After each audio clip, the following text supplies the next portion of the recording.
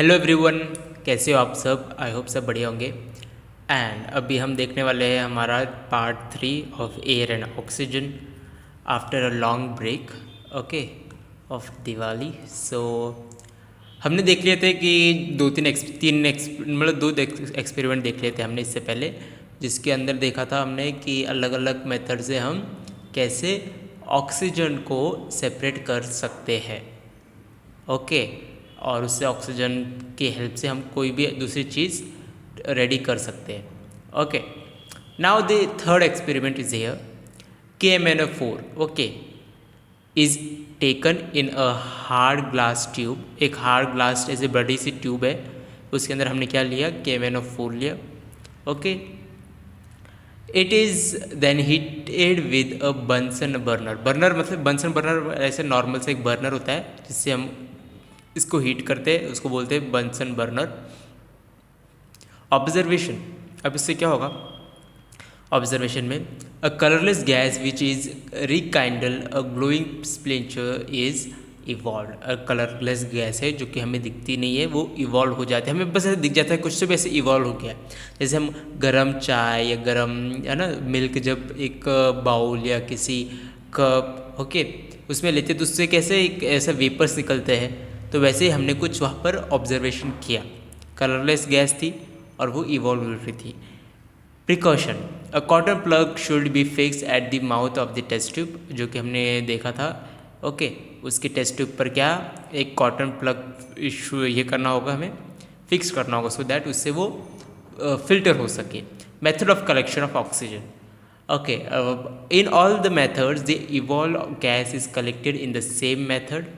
The gas jar is inverted over the tank in a trough, and oxygen gas is collected in a glass jar by the downward displacement of water. अब इसके अंदर वही जो हमने इसमें देखा था पूरे जो एक्सपेरिमेंट जिसमें हमने इसके अंदर पानी लिया, ओके, और फिर ऐसे ट्यूब डाल दी, ओके, और ये ट्यूब से फिर क्या हो गया, ऑक्सीजन यहाँ पर गैस ऑक्सीजन यहाँ पर ना ये हो गया, डिपॉजिट हो गया, मतलब यहाँ पर आके रुक गया, ओके। यहाँ पर कुछ सेटअप था, inverted test tube and all that, okay, जहाँ पर कॉटन लगा हुआ था। सो ये सारे जो ये थे एक्टिविटीज़ एक्सपेरिमेंट से हमने देख लिए, राइट।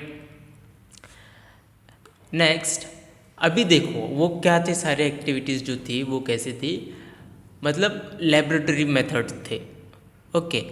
अभी लेबोरेटरी में हम कितना बना सकते हैं, थोड़ा बहुत ही ऑक्सीजन प्रिपेयर कर सकते हैं, लेकिन हमें चाहिए बहुत ज़्यादा अमाउंट में, तो उससे बोला जाता है कमर्शियल या फिर इंडस्ट्रियल मेथड बोला जाता है उस मेथड को जहाँ पर हमें ज़्यादा अमाउंट में ऑक्सीजन की ज़रूरत है और यहाँ पर प्रोड्यूस करना पड़ता है, तो उसे क्या बोला जाता है, इंडस्ट्रियल या फिर कमर्शियल मेथड।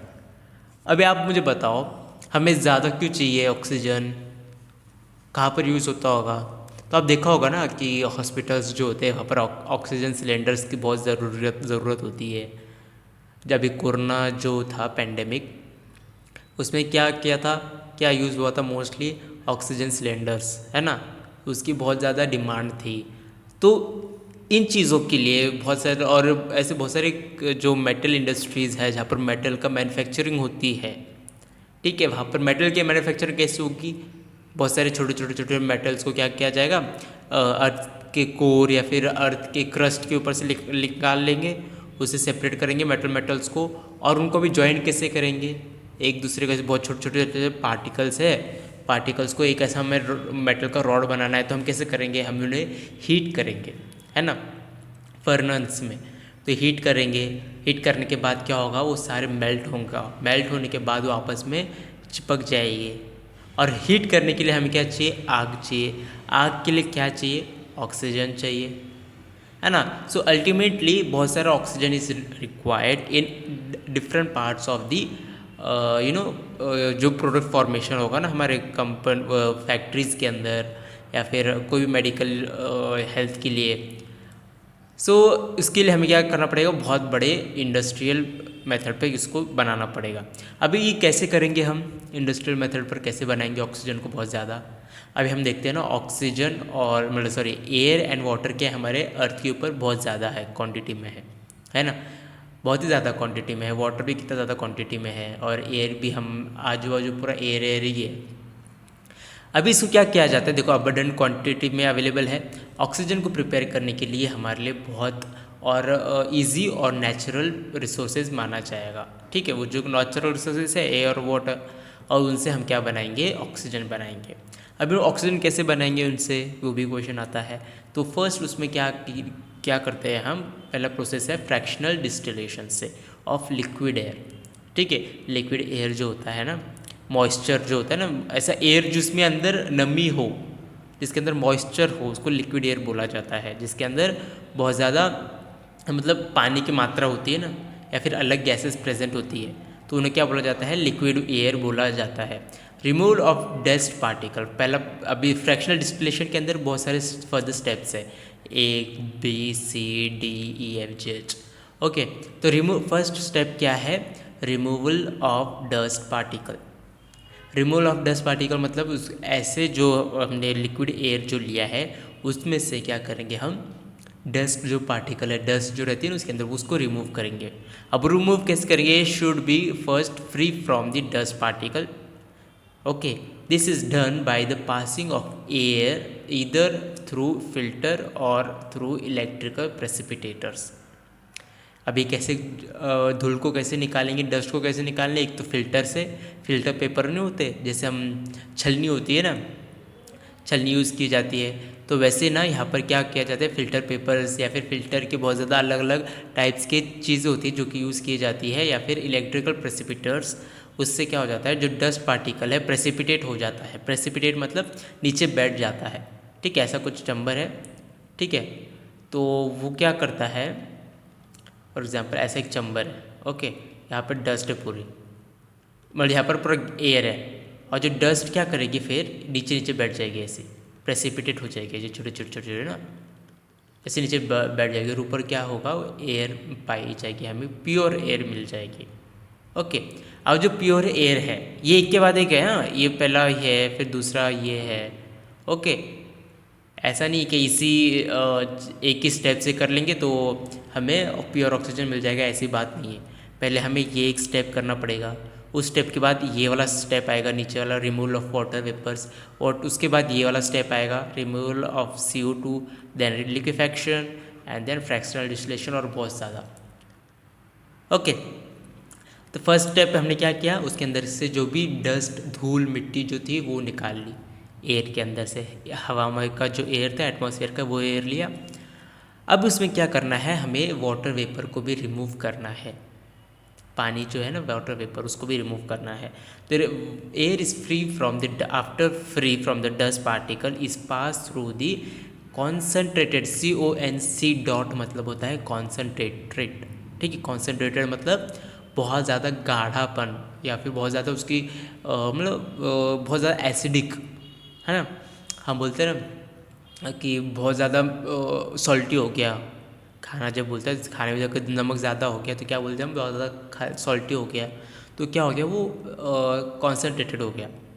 हम बोलते हैं ना कोई कोई बहुत ज़्यादा मीठी चीज़ हो गई, ओवर मीठा हो गया ना, ज़्यादा मीठा नहीं होनी चाहिए थी, इतना मीठी नहीं होनी चाहिए थी। अगर कोई मिठाई है हम खा ले तो वो सोचते हैं कि इतनी मिठाई नहीं, ये जो मिठाई है इतनी स्वीट नहीं होनी चाहिए थी, थोड़ी कम स्वीट होनी चाहिए थी, तो कॉन्सेंट्रेटेड वहाँ पर ज़्यादा हो गया, मतलब कॉन्सेंट्रेशन ज़्यादा हो गया, तो इसको बोलते हैं कॉन्सेंट्रेशन। ओके, मतलब ज़्यादा प्रमाण में। अब क्या करना है, जो हमने डस्ट जो एयर है उसके अंदर की डस्ट निकाली थी, वो एयर को क्या करेंगे हम, कॉन्सेंट्रेटेड H2SO4, H2SO4 एक एसिडिक है, उसको नाम बोला जाता है सल्फ्यूरिक एसिड। क्या बोला जाता है, sulphuric acid. Okay, sulphuric acid बोला जाता है इसे। और इसके ऊपर से क्या किया हमने, जो हमारी जो गैस थी वो पास करा दी, इसे नीचे रख दिया सल्फ्यूरिक एसिड, और इसके ऊपर से क्या करा दी, गैस पास करा दी। उससे क्या होगा, सल्फ्यूरिक एसिड से जो भी इसके अंदर का पानी जो होगा वो सोख लेगा। और अनहाइड्रस कैल्शियम क्लोराइड, या फिर सल्फ्यूरिक एसिड यूज़ कर लो, या फिर अनहाइड्रस कैल्शियम क्लोराइड यूज़ कर लो। अनहाइड्रस कैल्शियम क्लोराइड मतलब क्या होगा अभी, अनहाइड्रस मतलब जिसके अंदर पानी नहीं है। ओके, जिसके अंदर पानी नहीं है, उसको बोला जाता है अनहाइड्रस। हाइड्रस और anhydrous. Okay, calcium chloride. Removal of CO2। अब वो क्या करेंगे, अभी इसके ऊपर से क्या किया हमने, वाटर वेपर भी निकाल दिया, डस्ट भी निकाल दिए। अभी क्या करना है, उसके अंदर CO2 का भी मात्रा है, अब उसके अंदर से CO2 भी निकालना है। ओके, उस एयर में से। तो CO2 कैसे निकालेंगे, कॉस्टिक सोडा होता है ना, कॉस्टिक सोडा या फिर caustic potash. See this is called caustic soda. See this is called caustic soda और कॉस्टिक पोटैश। इसके ऊपर से क्या किया जाता है, उस एयर को पास ऑन किया जाता है, और फिर उससे क्या होता है, जो CO2 जो होता है वो ये कॉस्टिक सोडा अपने ऊपर खींच लेता है CO2, और बाकी की एयर वो जाने देता है आगे, जितने भी CO2 है ना अपनी तरफ खींच लेता है। ठीक है, रिमूवल ऑफ CO2 भी हो गया। अब लिक्विफैक्शन ऑफ एयर, अब उसको क्या करना है, लिक्विफैक्शन करना है एयर को। अभी इसके अंदर क्या क्या बच गए, इसके अंदर बच गए दो चीज़ें। ओके, सो जो कॉस्टिक सोडा और पोटैश, कॉस्टिक पोटैश है, वो क्या करेंगे, CO2 को ले लेंगे। ओके, लिक्विफैक्शन में क्या होता है, हाई प्रेशर जो है ऑफ एटमॉस्फेयर, ठीक है, एटमॉस्फेयर, ATM मतलब एटमॉस्फेयर, 100 और 200 प्रेशर का लेंगे range, is applied to a dry air. अभी इस एयर को क्या बोला जाएगा, ड्राई एयर बोला जाएगा। जब उसके अंदर से CO2 भी निकाला गया, वाटर वेपर भी निकाला गया, डस्ट पार्टिकल निकाला गया, अब उस एयर को क्या बोला जाएगा, ड्राई एयर बोला जाएगा। Okay, air is allowed to expand by pumping it through a fine jet. Okay, उसको एक्सपैंड करने के लिए, मतलब ऐसा फैलने के लिए अलाउ किया जाता है। This sudden expansion result in cooling, और जैसे उसको फैलाएंगे तो क्या हो जाएगा, वो कूलिंग हो जाएगी। सडन कर रहे हैं, सडन मतलब बहुत फास्ट, तो उससे क्या हो जाएगा, वो कूल हो जाएगा, ठंडा हो जाएगा। The same process is repeated a number of time so that the temperature is decreased and air is converted to liquid state. Okay, देखो लिक्विफैक्शन मतलब लिक्विड में कन्वर्ट करना, किसको, एयर को। ओके, तो अभी से क्या होगा, जैसे हम उसको ठंडा करेंगे, ठंडा करने के बाद बार बार करते रहेंगे तो उससे क्या हो जाएगा, जो एयर है वो किस में कन्वर्ट हो जाएगी, लिक्विड में कन्वर्ट हो जाएगी। Okay, liquid air is obtain at -200 degree Celsius. याद रखो, -200 डिग्री सेल्सियस के ऊपर लिक्विड एयर जो है वो ऑब्टेन किया जाएगा, मतलब एयर से लिक्विड के अंदर कन्वर्शन हो जाएगा। नेक्स्ट इज, अभी क्या क्या लिक्विफिकेशन कर लिया, लिक्विफाइड कर लिया एयर को, अब इसको क्या करेगा, fractional distillation of liquid air. अब जो लिक्विड एयर थी उसको क्या करेंगे, हम फ्रैक्शनल डिस्टिलेशन करेंगे। समझ में आ गया सारे स्टेप्स, पहले ये स्टेप किया, रिमूवल ऑफ डस्ट, फिर वाटर वेपर को रिमूव किया, फिर CO2 को रिमूव किया, फिर एयर को वाटर में कन्वर्ट किया, लिक्विड में कन्वर्ट किया, कितने टेम्परेचर पर, -200 डिग्री सेल्सियस के ऊपर वो कन्वर्ट हो गई। Fractional distillation of liquid air, अब इसको क्या करेंगे, फ्रैक्शनल डिस्टिलेशन करेंगे। मतलब अभी मेनली दो चीज़ें पाई जाएगी इस स्टेज के ऊपर, क्या, एयर के अंदर सिर्फ दो चीज़ें पाई जाएगी, कौन सी, एक जो है नाइट्रोजन, लिक्विड नाइट्रोजन, और दूसरा है लिक्विड ऑक्सीजन। एक नाइट्रोजन, कौन सा, लिक्विड नाइट्रोजन, और लिक्विड ऑक्सीजन। दोनों भी चीज़ें इतनी ज़्यादा ठंडी होती है, बहुत ज़्यादा ठंडी होती है, लेकिन हम उसको टच भी नहीं कर सकते। बर्फ़ को भी हम एक टाइम पर टच कर सकते हैं, बट जो लिक्विड नाइट्रोजन है और लिक्विड ऑक्सीजन है, हम उसको टच तक नहीं कर सकते। उनका जो बॉइलिंग, लिक्विड नाइट्रोजन का बॉइलिंग पॉइंट होता है -95 डिग्री सेल्सियस। देख लो मतलब कितना ज़्यादा है ना, और उससे भी ज़्यादा टेम्परेचर किसका होता है, नाइट्रोजन का होता है। ओके, पहले ऑक्सीजन का होता है। नाइट्रोजन का कितना, -95 डिग्री सेल्सियस, एंड ऑक्सीजन का होता है -182.9 degree Celsius. This liquid can be separated by fractional distillation, और इन दो लिक्विड्स को क्या किया जाता है, ऑक्सीजन और नाइट्रोजन को सेपरेट किया जाता है। पहले ही साथ में प्रेजेंट थे, अब उनको सेपरेट किया जाएगा। ओके, सो ये देखो, as nitrogen has lower boiling point, it evaporates first, leaving behind liquid oxygen.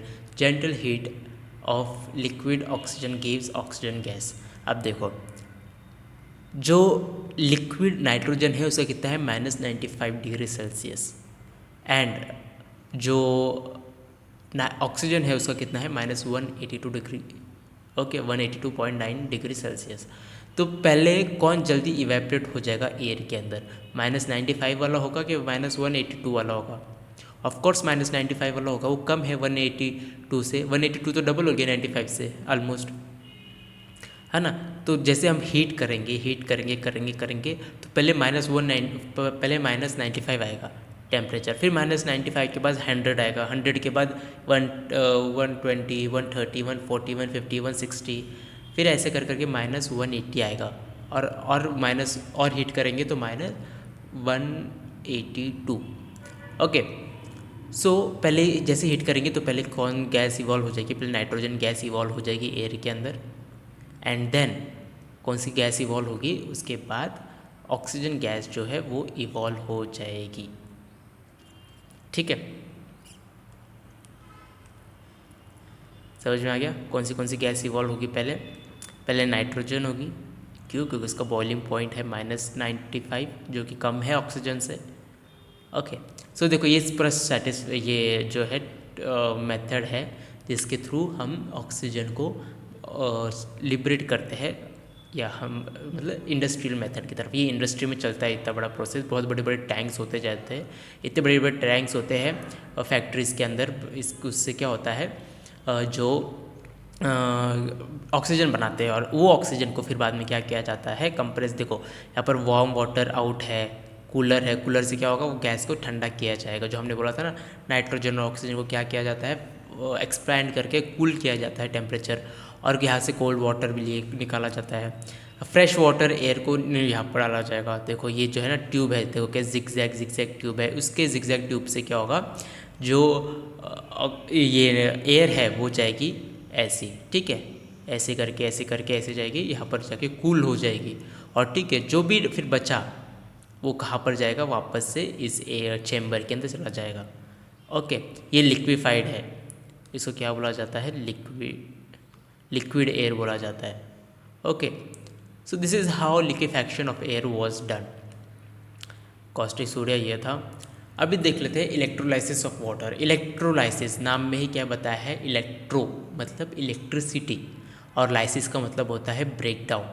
Okay, मतलब इलेक्ट्रिसिटी के हेल्प की वजह से हम क्या करेंगे? ब्रेक डाउन करेंगे, किसको? वाटर को। समझ में आ गया? With the help of electricity we break down, lysis means break down of what? Water. पानी को तोड़ेंगे हम किसकी मदद से? इलेक्ट्रिसिटी की मदद से, करंट की मदद से। If a little amount of sulphuric acid is added to water, अब पानी के अंदर हम क्या करेंगे?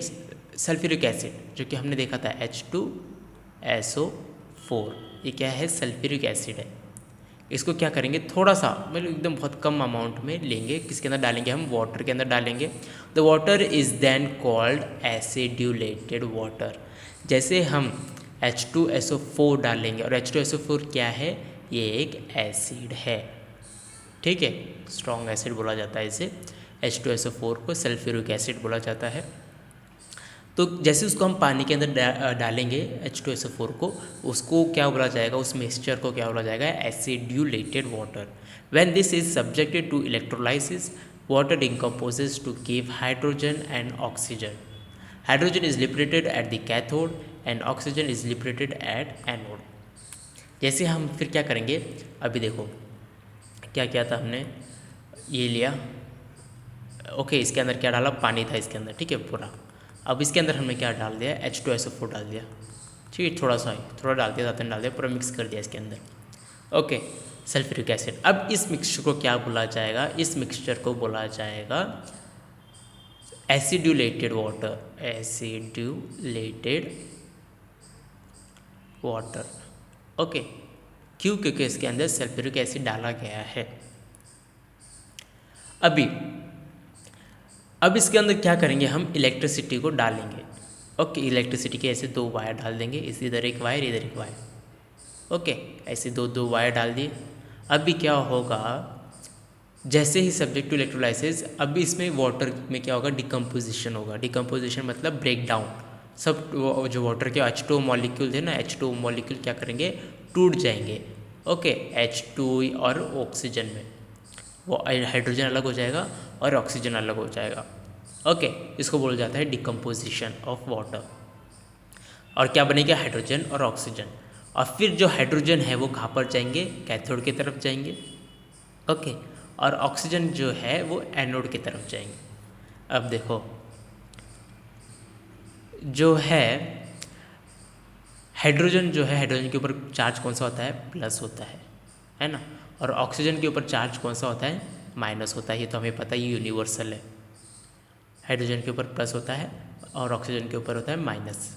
और जो कैथोड होता है, कैथोड क्या होता है, नेगेटिव होता है, नेगेटिव इलेक्ट्रोड। और जो एनोड क्या होता है, एनोड होता है पॉजिटिव इलेक्ट्रोड। ठीक है, अब जाहिर सी बात है, ये नेगेटिव है तो ये पॉजिटिव का अट्रैक्ट करेगा, और ये एनोड क्या है, पॉजिटिव होगा रॉड, तो वो नेगेटिव एलिमेंट को अट्रैक्ट करेगा अपने तरफ। तो वही होता है। ठीक है, क्या होगा, हाइड्रोजन जो है being it is positive, it liberated at the cathode, cathode की तरफ जाके उस रॉड को चिपक जाएगा। और जो ऑक्सीजन है वो किसको चिपक जाएगा, एनोड के ऊपर। एनोड क्यों, क्योंकि एनोड होता है पॉजिटिव। समझ में आ गया। ओके, सो जो H2O होता है वो इलेक्ट्रिक करंट, देखो करंट डाल दिया हमने H2O, और इसके अंदर क्या डाला था हमने, सल्फ्यूरिक एसिड भी डाला था। ओके, अभी जो है वो किस में कन्वर्ट हो रहा है, देखो एक हाइड्रोजन में और ऑक्सीजन में। ये भी गैस है, ये भी गैस है, इसलिए यहाँ पर क्या वर्ड यूज़ किया गया है, लिबरेटेड। लिबरेटेड कब यूज़ किया जाता है, जब गैस की कंडीशन होगा। ऑक्सीजन भी लिबरेटेड बोला गया है और हाइड्रोजन को भी लिबरेटेड बोला गया है। ओके, ऐसा जो डिनोट करते हैं जब हम गैस, तो इसको ऐसे लिखा जाता है नीचे। अब वैसे अगर हम लिक्विड लिखेंगे तो लिक्विड को कैसे लिखेंगे, एल ब्रैकेट में। ओके, और सॉलिड को भी कैसे लिखेंगे, ऐसे एस ब्रैकेट में, जी के जगह एस, जी के जगह एल। ओके, तो this is how it was written. ये है क्या बोलते हैं, रूल है। ओके, एक कोई भी केमिकल रिएक्शन को लिखने का। अगर हम जब तक ऐसा लिखेंगे लिक्विड सॉलिड, तब तक हमारे जो केमिकल रिएक्शन है उसको मार्क्स नहीं दिए जाते। This is very much mandatory. Okay, so या नेक्स्ट इज, अभी एक्सपेरिमेंट है फोर्थ। ओके, थर्ड देख लिया हमने, एक्सपेरिमेंट है अभी फोर्थ। अभी इसके अंदर हमने क्या देखना है, अभी जो एसिडिलेटेड वाटर हमने लिया उसको क्या करना है, एडवांटेजेस क्या है उसके वो देख लेते हैं। Acidulated water is taken in a rectangular tank. अब उसको क्या करेंगे, एक रेक्टेंगुलर टैंक होगा। ओके, उस रेक्टेंगुलर टैंक में लेंगे, platinum plate are inserted into the tank and this, अब जो है प्लेटिनम ओके, जो प्लेट्स होते हैं उसको लिए जाएंगे, सब छोटे छोटे छोटे प्लेट्स होंगे, बहुत सारे लंबे लंबे रेक्टेंगल्स में। ओके, ऐसे बहुत सारे प्लेट्स लेंगे और उसको इंसर्ट किया जाएगा इनटू द टैंक। समझ में आ रहा है क्या, ये देखो, this is the tank. Okay, this is कितने बड़ी टैंक है देखो, और इसके अंदर क्या क्या है, ये जो है ना, ये है प्लैटिनम इलेक्ट्रोड, ये भी प्लैटिनम इलेक्ट्रोड है। Okay, platinum electrode. Acidulated water, ये कौन सा वाटर है, इसके अंदर डाल दिया हमने एसिडुलेटेड वाटर। एसिडुलेटेड वाटर में क्या क्या था, एक पानी था और सल्फ्यूरिक एसिड डाला था, और मिलकर क्या बन गया, ये एसिडुलेटेड वाटर बन गया, है ना। समझ में आ गया। सो या which are connected to the opposite terminals of the battery, then the high voltage is passed through the tank, water electrolysis to give hydrogen gas at the cathode and oxygen gas at the anode। अभी देखो, ये जो ये है, ये और यहाँ पर जो है ना, ये दोनों चीज़ें, ये एक और ये एक, इसको कहाँ कनेक्ट किया जाएगा, बैटरी के ऊपर कनेक्ट किया जाएगा ऐसे वायर से। और बैटरी से कनेक्ट करने के बाद फिर वो क्या हो जाएगा, हाई वोल्टेज क्रिएट हो जाएगा। हाई वोल्टेज क्रिएट हो जाएगा मतलब है करंट आ जाएगा। हम बैटरी से कनेक्ट करते हैं, सेल से कनेक्ट करते हैं, तो हम वहाँ से करंट भेजता है ना वो सेल बैटरी, तो सेल बैटरी क्या करेगा, इसके अंदर करंट भेजेगा ऐसा। ओके, तो ये क्या हो जाएगा, करंट फ्लो होना शुरू हो जाएगा। देखो यहाँ पर ना ओपन स्पेस है थोड़ा सा, है ना, मतलब ये दूसरे जो ये लिक्विड है एक दूसरे से कॉन्टैक्ट में है। ठीक है, सो ओके, अब इसमें वही होगा। फिर अभी करंट डाल दिया हमने, करंट क्या करेगा, पानी को जो है H2O को ब्रेक करेगा, किसमें, H2 में और O ऑक्सीजन में, है ना। तो वही होता है इसके अंदर। और जो water electrolysis give hydrogen gas देगा किसकी तरफ, कैथोड की तरफ, और ऑक्सीजन गैस देगा किसकी तरफ, एनोड की तरफ। Okay, the process is comparatively economical and can be use specially in place where the electricity is available at cheap rate. अब देखो ये जो है प्रोसेस बहुत मतलब सस्ती भी है ऑक्सीजन बनाने के लिए, और बहुत स्पेशल भी है, मतलब स्पेशल यूज़ किया जाता है इन ऐसी जगह पर जहाँ पर इलेक्ट्रिसिटी बहुत कम दाम में अवेलेबल है, जहाँ पर इलेक्ट्रिसिटी मतलब देखोगे जहाँ पर इलेक्ट्रिसिटी बनती है और है ना, सोलार जो पैनल्स होते हैं वो बहुत ज़्यादा लगाए जाते हैं, तो वहाँ पर इलेक्ट्रिसिटी क्या होगी, बहुत ज़्यादा होगी। तो वहाँ पर हम ऐसे करके कर सकते हैं, ठीक है। इसके हेल्प से हम ऑक्सीजन बना सकते हैं। कहाँ पर, जहाँ पर ऐसे नदी होती है वहाँ पर डैम बनाते हैं, डैम से क्या करते हैं, हाइड्रोलाइटिक मतलब जो पावर प्लांट्स है उससे क्या होता है, इलेक्ट्रिसिटी जनरेट की जाती है, तो वहाँ पर भी इलेक्ट्रिसिटी अमाउंट ज़्यादा हो गई। जहाँ पर विंड मिल्स है वहाँ पर भी इलेक्ट्रिसिटी हो गई। तो ऐसी जगह पर जहाँ पर इलेक्ट्रिसिटी ज़्यादा पाई जाती है वहाँ पर हम ऐसे सेटअप्स करके, ऐसे मशीन लाकर ये ऑक्सीजन बना सकते हैं, और एयर के अंदर फ्रेश ऑक्सीजन हम रिलीज़ कर सकते हैं। Okay, the process is comparatively economical, okay, and electricity is cheaper rate. Hydrogen gas is obtain as a by product. By product मतलब हमारा जो मकसद है, हमें जो चाहिए था वो क्या था, ऑक्सीजन चाहिए था, और हमें क्या मिल रहा है, ऑक्सीजन तो मिल ही रहा है, प्लस हमें जो हाइड्रोजन गैस भी मिल रही है, और ये हाइड्रोजन गैस भी बहुत ज़्यादा चीज़ों में यूज़ की जाती है। ओके, हाइड्रोजन जो गैस है वो बाय प्रोडक्ट मिल रहा है, जिसका हम मतलब जनरली बाय प्रोडक्ट को हम कंसिडर करते भी नहीं है केमिकल रिएक्शन में उसको लिखा भी नहीं जाता मोस्ट ऑफ द टाइम, क्योंकि हमारे काम की नहीं रहती वो चीज़, वो ऐसे समझते हैं हम वेस्ट है। ओके, इसलिए उसको बोला जाता है बाय प्रोडक्ट, मतलब साइड प्रोडक्ट है उसको।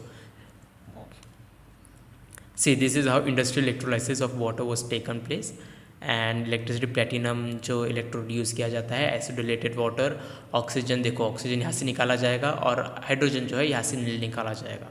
ओके, फ्रेश वाटर, अब बार बार आप अब देखो जैसे जैसे हम ना इलेक्ट्रिसिटी यहाँ से डालते जाएंगे, ये वाले इधर से और इधर से क्या हो जाएगा, ये पानी का जो लेवल है कम होते जाएगा, है ना। तो वो पानी का लेवल वापस हमने डालना चाहिए, है ना। तो इस पाइप से क्या करेंगे, हम पानी और डालते रहेंगे, जैसे जैसे पानी कम होता जाएगा वैसे हम पानी को और ऐड करते रहेंगे इस टैंक के अंदर। Okay, and this is how the oxygen is obtain. और ऑक्सीजन अभी देख लो, ऑक्सीजन की प्रॉपर्टी कैसी है, कलरलेस है, कोई कलर नहीं है ऑक्सीजन के गैस का, ऑर्डरलेस है, मतलब कोई स्मेल नहीं आती है ऑक्सीजन गैस की। हम स्मेल करते हैं, ऑक्सीजन लेते हैं तो हमें कोई स्मेल आती है क्या ऑक्सीजन की, नहीं ना। तो वही हम अगर टेस्ट करेंगे तो टेस्ट भी नहीं आता है ऑक्सीजन का, और नॉन पॉइजनस है। हम ले रहे हैं ऑक्सीजन तो हमें कोई बॉडी के ऊपर साइड इफ़ेक्ट हो रहा है क्या, नहीं, है ना। बॉडी के लिए हार्मफुल है क्या, नहीं। तो क्या हो गया, ये नॉन पॉइजनस हो गई। It's vapour density is 16। Vapour density कितनी है इसकी, 16 है। Boiling and freezing point of oxygen is, boiling point है -183 degree Celsius and freezing point है -218 डिग्री सेल्सियस।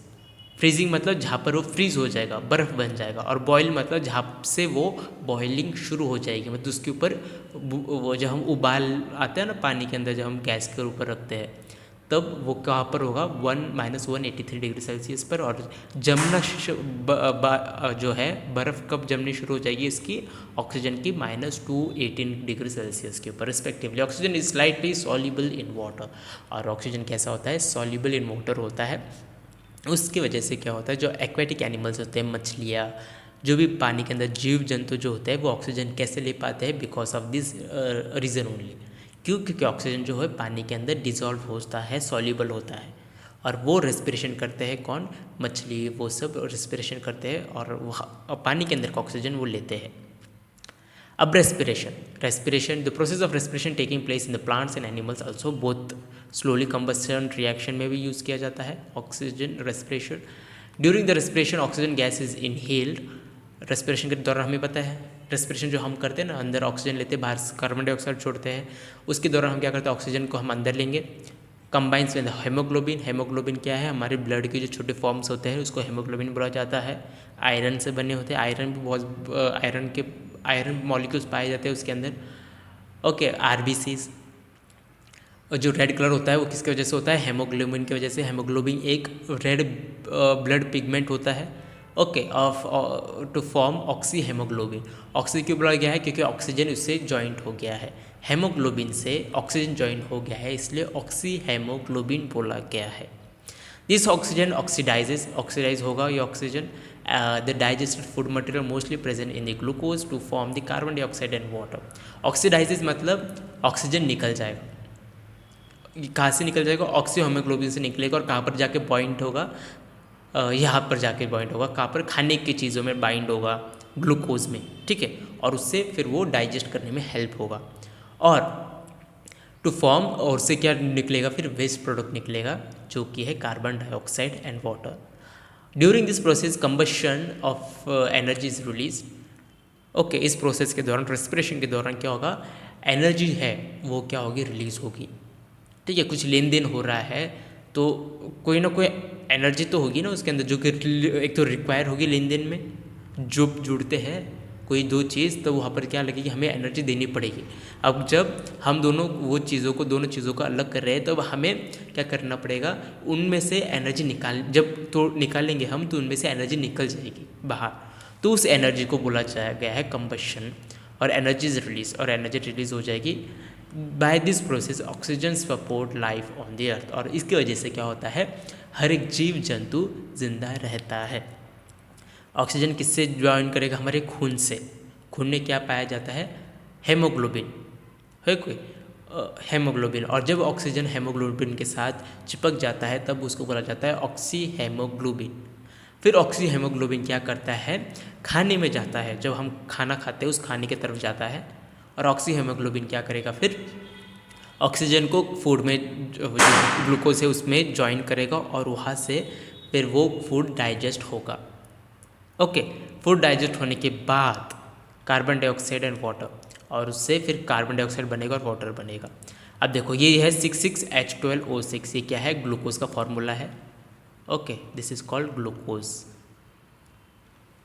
ओके, और इसके साथ क्या ज्वाइन हो रहा है, ऑक्सीजन ज्वाइन हो रहा है।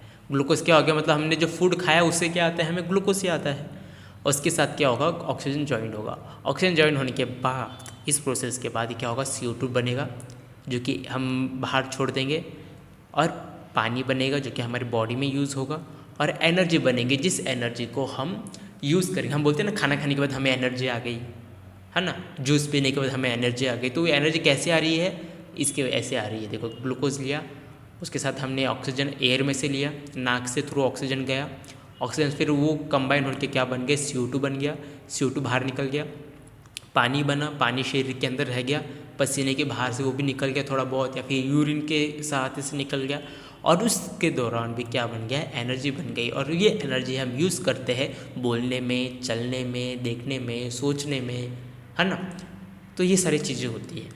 Okay, though respiration is similar to the combustion of organic compound, this two processes differ in some respect.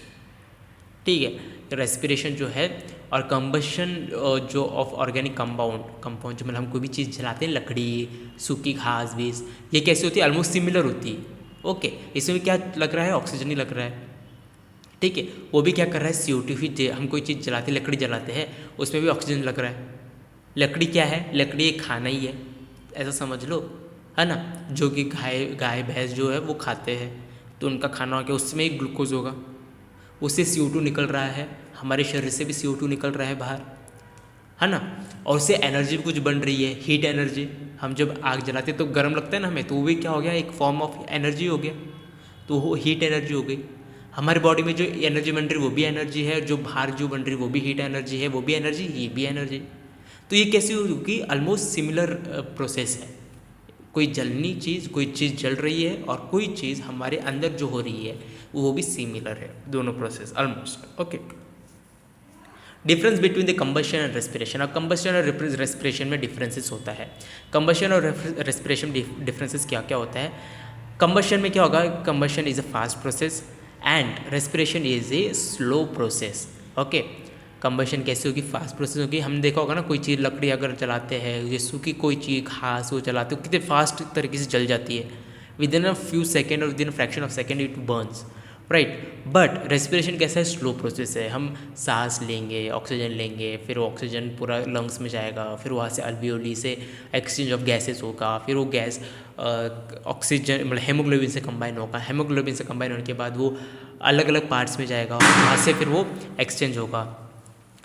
तो ये फास्ट प्रोसेस है, ये स्लो प्रोसेस है। Take place at high temperature, combustion हम जलाते तो वो टेम्परेचर कैसा होगा, गर्म होगा, हाई टेम्परेचर होगा।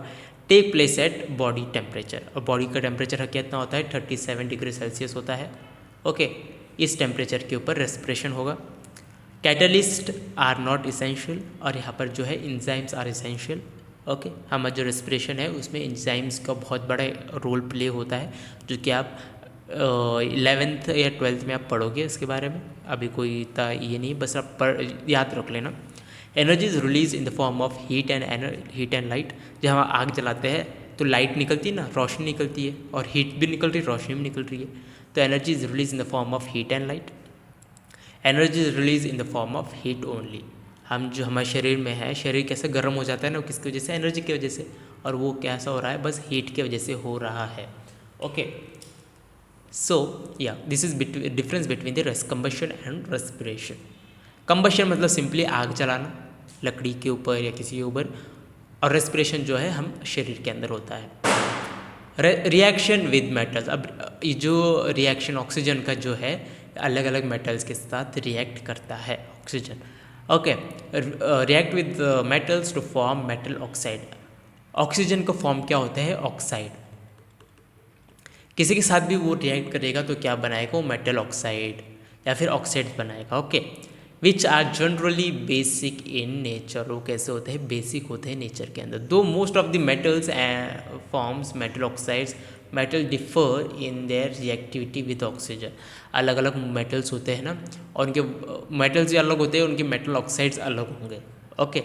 और जो है उनकी रिएक्टिविटी भी कैसी होगी, अलग अलग होगी ऑक्सीजन के साथ, ओके। कोई मेटल क्या होता है, इजीली रिएक्ट नहीं करेगा अगर अकेला रहा तो, लेकिन जब वो ऑक्सीजन के साथ मिल जाए तो बहुत ज़्यादा रिएक्ट कर जाएगा।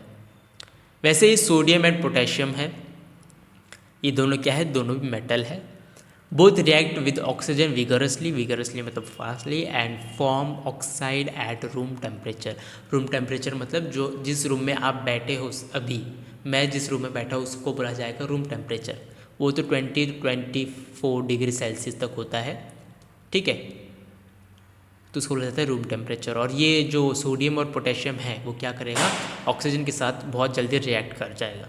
देखो ऑक्सीजन, सोडियम और ऑक्सीजन रिएक्ट कर गया, सोडियम ऑक्साइड बना लिया, पोटेशियम ऑक्सीजन रिएक्ट कर दिया, पोटेशियम ऑक्साइड बना लिया, ठीक है।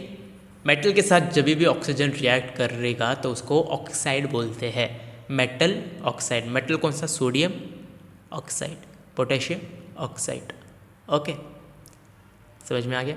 दूसरा है मैग्नीशियम एंड कैल्शियम, ये भी दोनों मेटल्स है। इनके साथ रिएक्ट करने के बाद on heating slightly to form corresponding oxide. अब देखो सोडियम एंड पोटेशियम के साथ हमने ऑक्सीजन को कुछ नहीं किया, ना आग जलाई, कुछ नहीं किया, बस साथ साथ में रख दिया और वो आपस में चिपक गए, आपस में रिएक्ट कर गए, और क्या क्या बना है, सोडियम ऑक्साइड और पोटेशियम ऑक्साइड। लेकिन जब मैग्नीशियम और कैल्शियम यूज़ किया गया तो आपस में इन्होंने रिएक्ट नहीं किया, ठीक है। मैग्नीशियम भी ऑक्सीजन के साथ रिएक्ट नहीं किया इजीली, और कैल्शियम ने भी ऑक्सीजन के साथ रिएक्ट नहीं किया इजीली, ओके।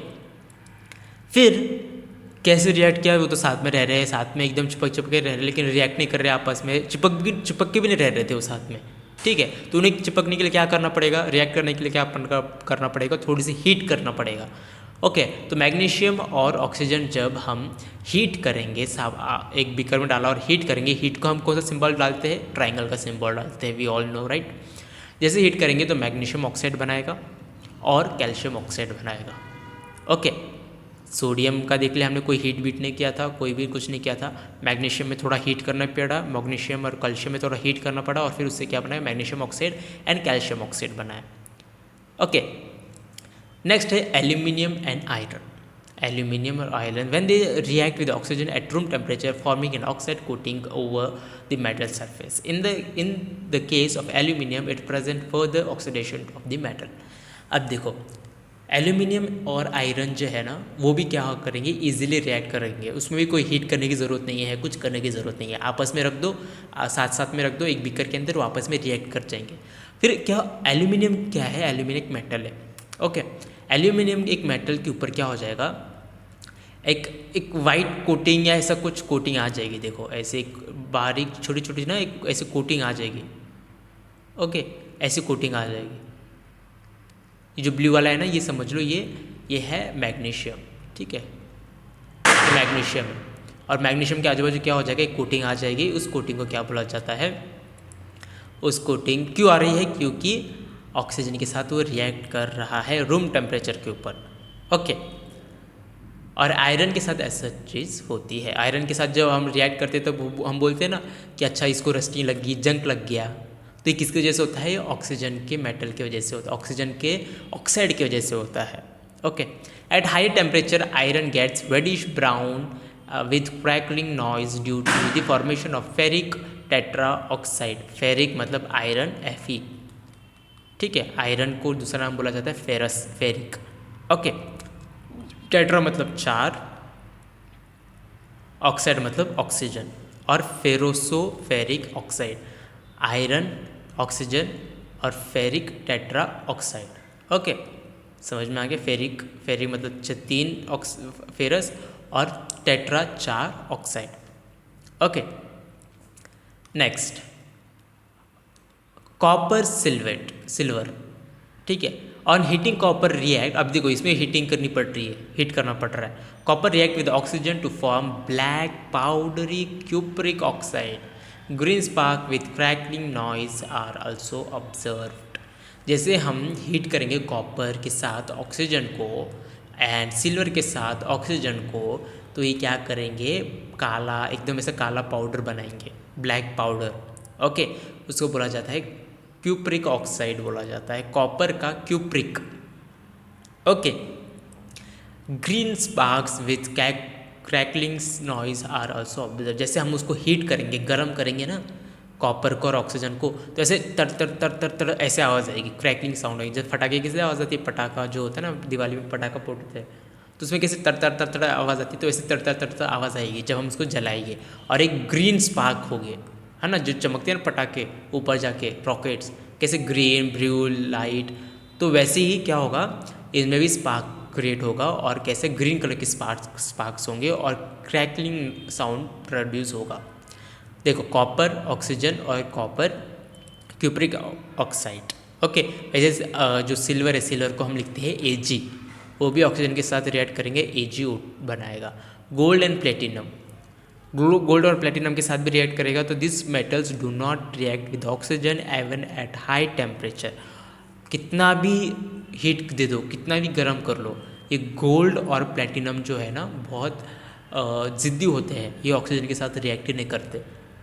साथ में रखो ऑक्सीजन को इनके, या इनके ऐसा मतलब एक बॉक्स में पूरा बंद करके रख दो दोनों को ऑक्सीजन के साथ, लेकिन एक कभी भी ऑक्सीजन के साथ रिएक्ट नहीं करते गोल्ड। इसलिए हमने हमारे मतलब बहुत प्रेशियस मेटल होते हैं ये गोल्ड और प्लेटिनम, बहुत कॉस्टली भी होते हैं ना।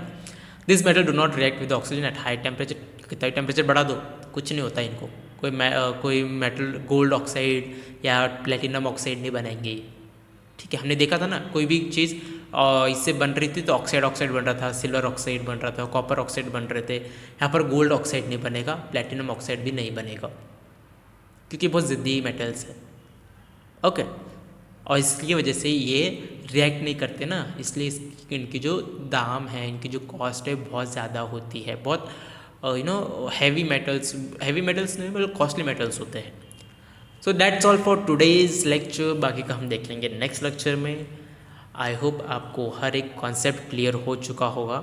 If you are new to the channel, please do like, share, subscribe and comment. अगर कोई भी डाउट होगा आपको तो प्लीज़ कमेंट सेक्शन में बता देना। ओके, सो मैं रिजॉल्व करूँगा उस डाउट को नेक्स्ट क्लास में। अगर आप हाँ, टेलीग्राम चैनल है, कैजुअल स्टडी नाम के मेरा, you can join that channel too. Okay, casual study by we. Okay, so इस टेलीग्राम चैनल को आप ज्वाइन कर सकते हो, इसके ऊपर मैं अपडेट डालते रहता हूँ। If you have any doubt you are free to ask in the comment section. I hope आपको पूरा जो भी मैंने पढ़ाया वो समझ में आया हो। Okay, so see you in the next class, तब तक के लिए बाय।